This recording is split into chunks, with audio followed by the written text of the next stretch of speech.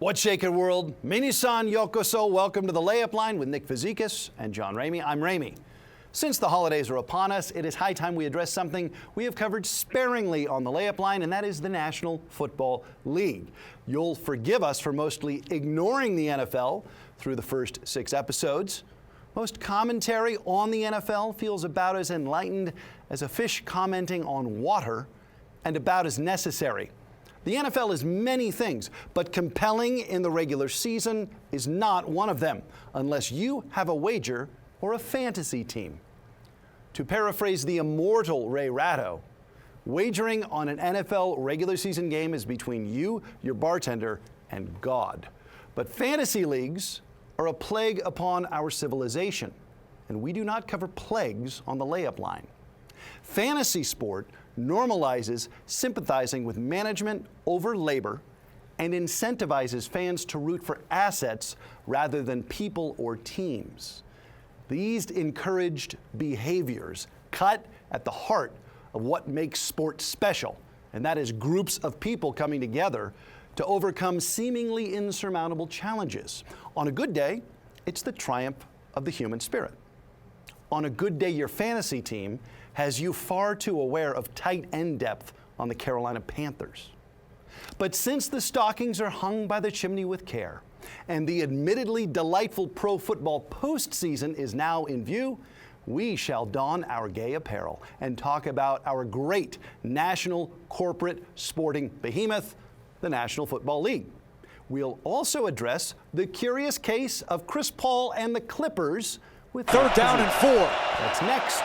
Rivers, and he's got a man, touchdown! That's Josh Downs, and that's Phillip Rivers with a touchdown pass. The 422nd touchdown pass of his career.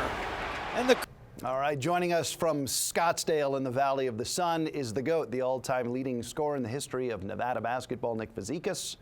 And Nick, I just took time in my monologue to disparage the NFL, but I'll tell you what, it's Christmas time, it's the holidays, and now things are getting real interesting. And I know you're pretty locked in on the league. How many fantasy teams are you in? Or fantasy leagues? I'm only in one fantasy team. I did get a bye, so my fantasy team did pretty well. If I'm being honest, John, there's a couple parlays that I like to put together, things like that, where I kind of have fun now that I'm out of the, I'm in the, or I should say I'm out of the circle of being in trouble for doing that sort of stuff now. So I kind of have some fun with doing that. I just have to say it was the most impressive thing ever that Phillip Rivers was able to do what he did. I swear before I was looking at all these games, I'm like, the Seattle Seahawks are going to punish this dude. This is going to be a nightmare.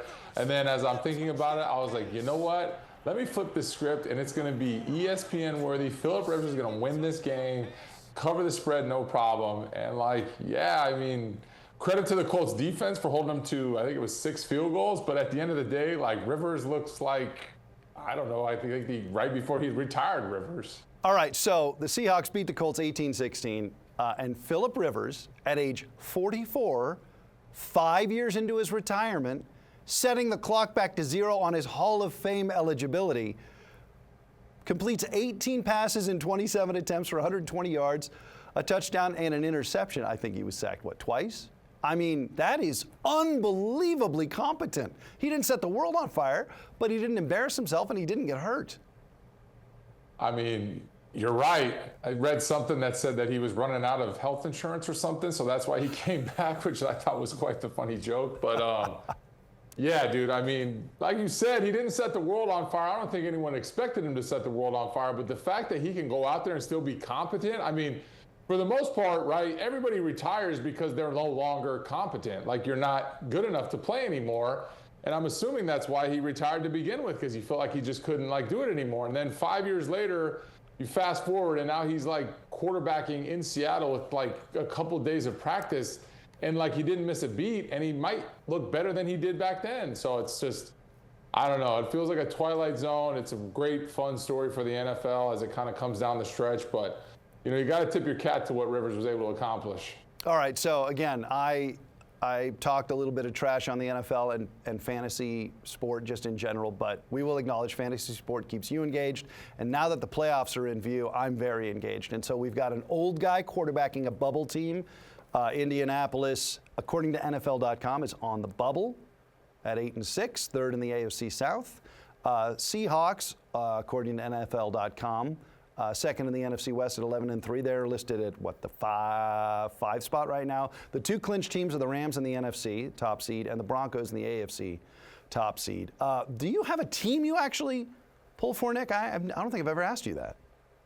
You know what's funny, John, is I don't know that I really have a team, but I will say that this season in the NFL feels as unique as any one that since I've really been following. And I've always been an NFL guy. I've always kind of enjoyed the NFL. I used to be a bigger college football guy, but as I've kind of gotten back into my rhythm living in the States, and now that it seems like Sundays have become religious to watch NFL football, I've kind of really gotten into it. And I don't know, you look at the Broncos, you look at the Patriots, you look at these teams, and I just don't feel like there's any one team that stands out from a perspective of this team's going to win the Super Bowl. I know 2 weeks ago, everyone thought it was the Rams league, and then all of a sudden the Rams are starting to look a little bit more human, and the Broncos only win every game by a couple points. I don't know what's going to happen. I feel like it's a really fun year to be an NFL fan.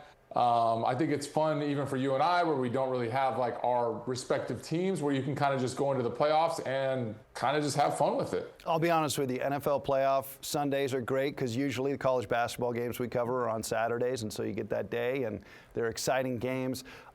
This note went around that because the Chiefs were eliminated, this is the first NFL postseason since 1998 that does not feature Peyton Manning, Tom Brady, nor Patrick Mahomes. 1998, that's a long time ago. That's the 20th century. I believe Steve Young was still the 49ers starting quarterback in 1998. I believe Boris Yeltsin was still in power in Russia in 1998. Nick Fazekas, what were you doing in 1998? 1998, what was I, 13 years old? Yeah. I was probably over there in middle school trying to figure out, I don't know what I was trying to figure out. But yeah, 1998 was a long time ago. But those three names, kind of coupling all those together, it's kind of crazy because, Patrick Mahomes has become that dude that's kind of carrying the torch of what Brady and Manning were able to do. And kind of unfortunate what happens to his knee. And they just had such a failing, just lackluster season for what Kansas City's been able to provide. And yeah, what's funny now is that I read that Aaron Rodgers is now a potential candidate to go to Kansas City next year and kind of keep the boat afloat while Patrick Mahomes comes back. So who knows? All right, so real quick, we'll wrap up our NFL chatter for now because we'll get more into it as the playoffs move along, or we get into the playoffs. But the top two seeds, the Rams in the NFC, the Broncos in the AFC, are those your two Super Bowl favorites right now? I think the Rams are. It's hard for me to give the Broncos as a nod. I still feel like Josh Allen is very dangerous, especially since he's been there. Sure. I mean, the Patriots are playing really well. I know, May has talked about being an MVP and things like that. I don't know. The AFC feels just so wild, wild westish right now. And like I said, I'm from Denver, so I do follow the Broncos a little bit. And I obviously have some family members that are very, very much biased. But the Broncos just sneak by. But when the Rams are going, the Rams are really, really, really good. And I feel like, I guess, if you're calling a favorite, I would say the Rams have to be it at this point. All right. Well, we won't hold you to that, but that's a good starting point. That's a good first data point as we focus in on the NFL. We'll take a timeout on the layup line. When we come back, Nevada basketball is on the precipice of conference play. And so let's talk about the good and the bad through 11 non-conference games when we come back on the layup line. The following segment is sponsored by Nevada Department of Wildlife. Welcome back. Nick Fazekas, Nevada Hall of Famer, joins us from Scottsdale. I'm John Ramey. Wolfpack men's basketball 8-3 at the conclusion of the non-conference portion of the regular season. They defeated Duquesne 78-75 last time out. If you're watching this on Sunday, Nevada will have played Boise State in the Mountain West opener, but we are recording this before that game. A game you can watch right here on Nevada Sports Net. Nick Fazekas, I think Nevada could win the Mountain West. I wrote a column about this that published yesterday on Monday on nevadasportsnet.com. I think Nevada's depth and kind of the number of guys who can go for big games makes them maybe better than they even realize right now. And I don't just want to sound like a cheerleader here, because they've obviously had some bad performances. But I think the biggest question right now is, when does Nevada figure out how good they are? Is that how you see it?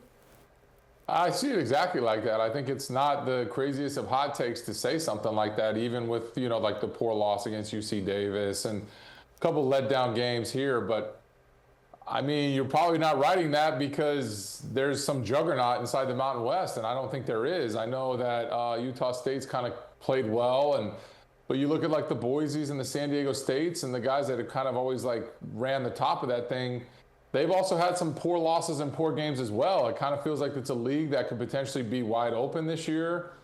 So I think you are right. I don't know if Nevada really knows how good they really can be, and they don't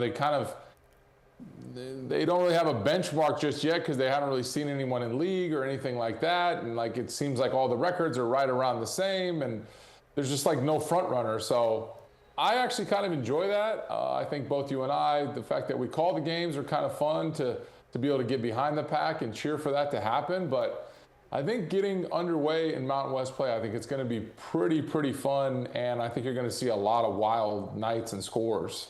Okay, what worries you about Nevada? What has given you concern? Like I pointed out in the column, like there are just stretches where they have really uninspired possessions, both offensively and defensively, and that can kind of breathe life into teams they are otherwise outclassing. What worries you about Nevada headed into the conference season?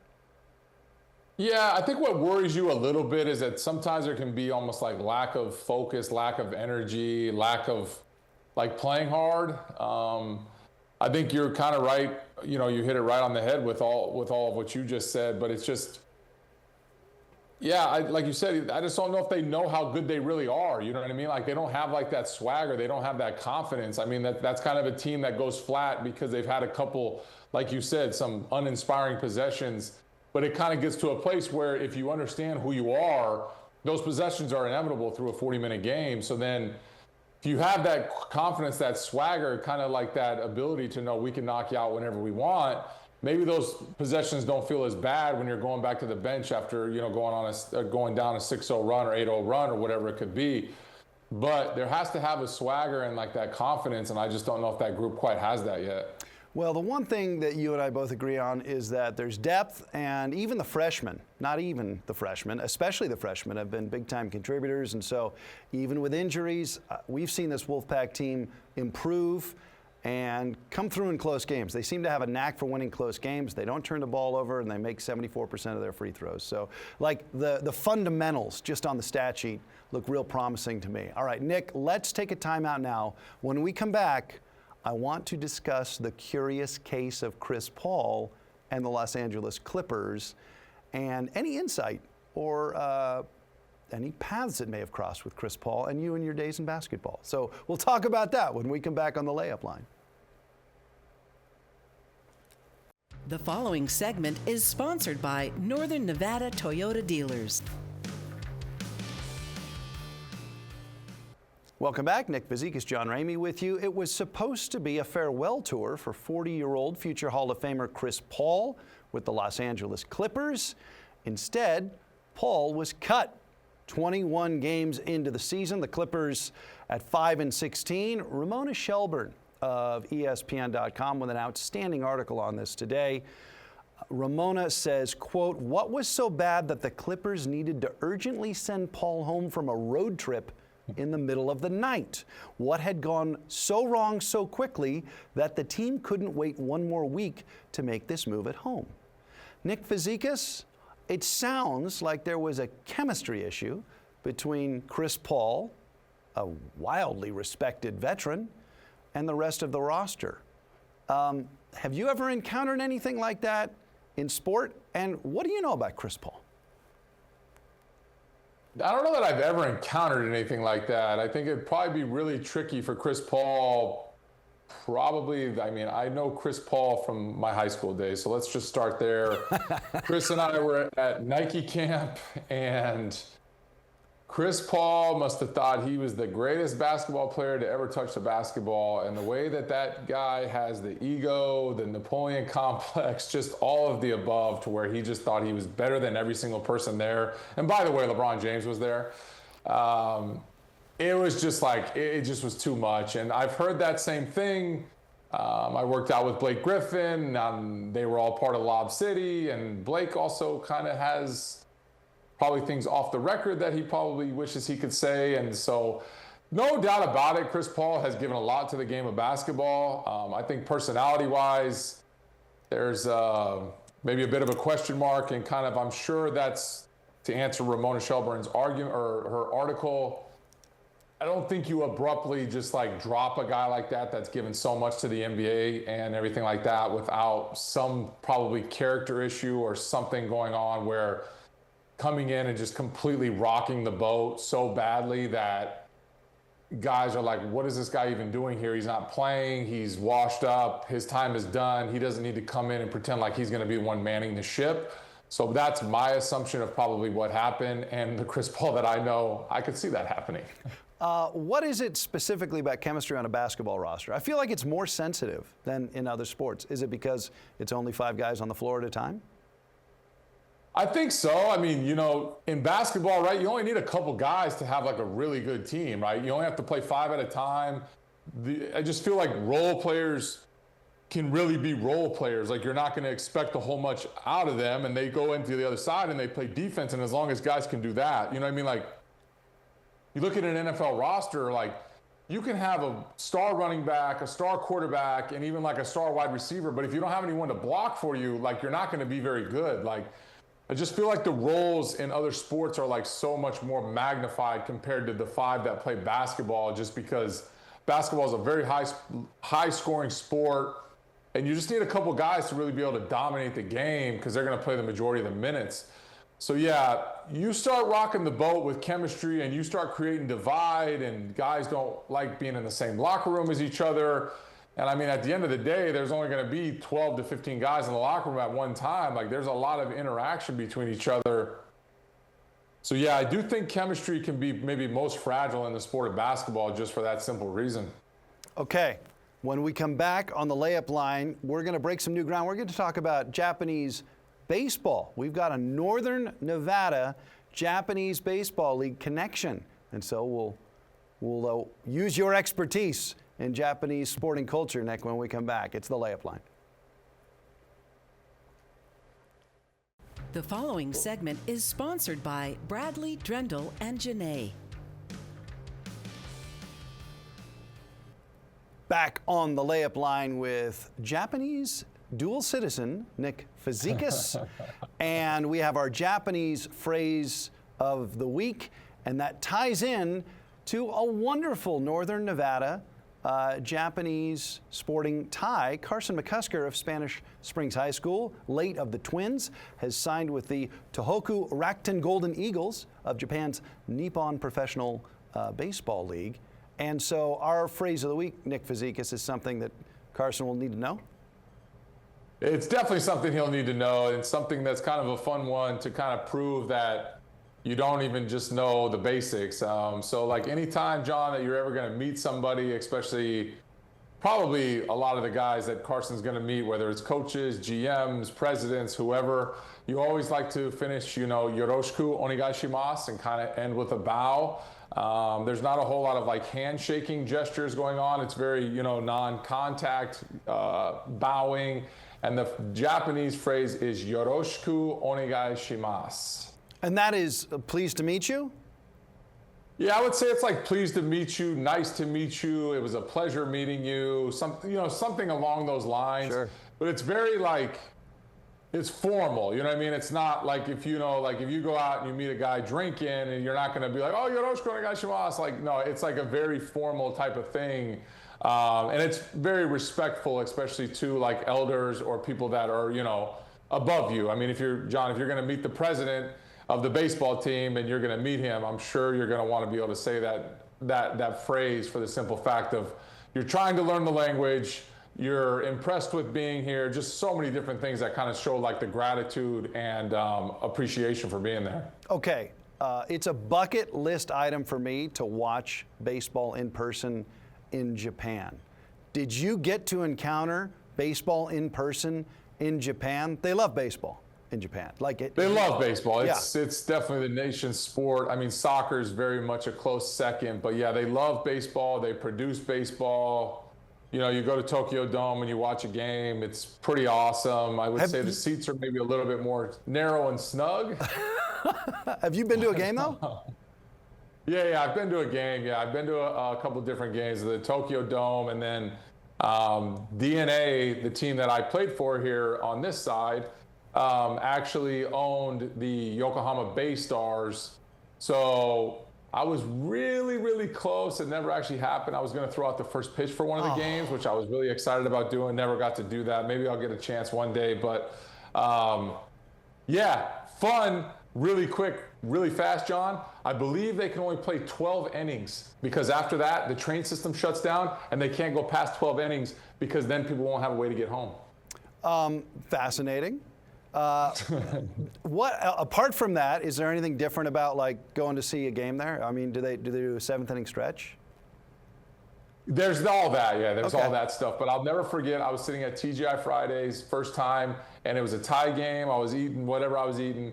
It got to the 12th inning, the game went off, and I was like, what happened? I don't think anyone scored. And then I went and talked to my translator, and he goes, because so many people commute to the games by public transportation, and the last train is potentially at midnight, they have to shut it down so everybody can get home. They must change that rule for the playoffs, though, right? Oh, 1,000%. Okay. I think that they take into account, they think they do a better job with the times in the playoffs, so they'll play day games so that they can go along. But if they play a night game during the regular season, you're only going max 12 innings. All right, I know we were going to talk about the NFL in this episode, but of course we ended with baseball. I'm going to say bucket list item for me, watching Japanese baseball in person with Nick Fazekas. Anyway, hope you enjoyed this one, folks. Happy holidays. He's Fazekas, I'm Ramey. Peace.